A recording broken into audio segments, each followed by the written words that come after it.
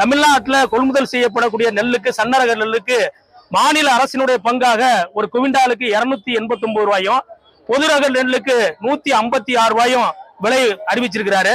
அதே போல கரும்புக்கு மாநில மத்திய அரசாங்கத்தினுடைய விலையோடு மாநில அரசாங்கத்தினுடைய பங்காக 709 ரூபாய் விலை அறிவிச்சிருக்கிறது. உண்மையிலேயே வரவேற்கத்தக்கது. இதுக்கு முன்னாடி இருந்த அரசாங்கங்கள் நெல்லுக்கு, கரும்புக்கு ஒரே நேரத்துல மாநில அரசாங்கத்தினுடைய ஊக்கத்தொகை இவ்வளவு உயர்த்தி கொடுத்ததில்ல. இதை நாங்க வரவேற்கிறோம் தமிழ்நாடு விவசாய சங்கத்தின் சார்பில்.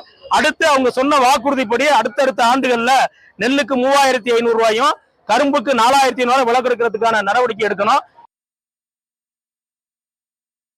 இன்னைக்கு நீண்ட நாள் விவசாயிகளோட கோரிக்கை, நெல்லுக்கு ஊக்கத்தொகை ஏற்கனவே அவங்க சொன்னது 3500 ரூபாய் தரணும்னு சொல்லி தேர்தலில் சொன்னாங்க.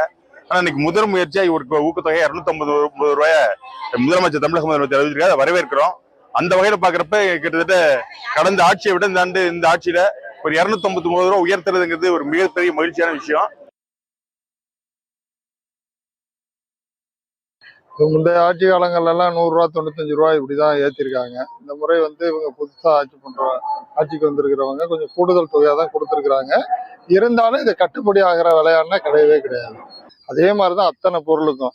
அப்ப 600 மடங்கு உற்பத்தி செலவு கூட்டிட்டு எங்களுக்கு உள்ள விலை 35 மடங்கு 45 மடங்கு அதிகபட்சம்னு சொன்னா, ஏற்கனவே 37 இருந்தது இவங்க கொடுத்ததுல கொஞ்சம் சேர்ந்துருக்குமே தவிர இது கட்டுப்படி ஆகாத விலை தான்.